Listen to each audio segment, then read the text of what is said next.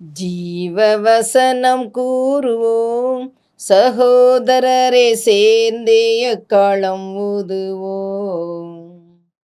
கர்த்தருடைய நாமம் உயர்த்தப்படுவதாக. கிறிஸ்துவுக்குள் அன்பானவர்களே, இந்த நாளிலும் ஜீவ வார்த்தை ஒன்றை நாம் பார்ப்போம். ஆதியாகமம் 26வது அதிகாரம் 14ஆம் வசனம். அவனுக்கு ஆட்டு மந்தை மாட்டு மந்தையும் அநேக பணிவிடைக்காரரும் இருந்தபடியால் பெலிஸ்தர் அவன் பெயரில் பொறாமை கொண்டு என்று சொல்லப்பட்டிருக்கிறது.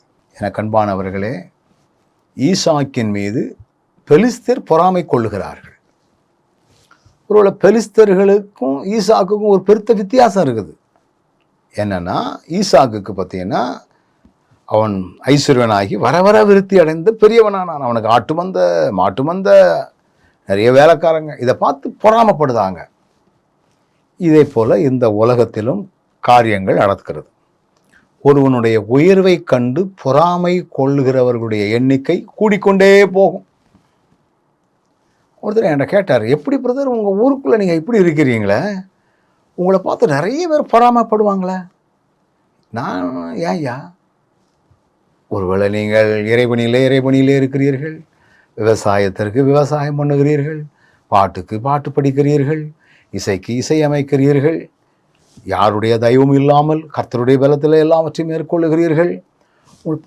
அப்போ இந்த பொறாமைகள் தன்னால் உருவாகக்கூடியது, தானே உருவாகும். அந்த நாட்களில் பெலிஸ்தர்களுடைய பொறாமை ஈசாக்குக்கு வந்துச்சுது அப்படின்னு வசனம் சொல்லுது.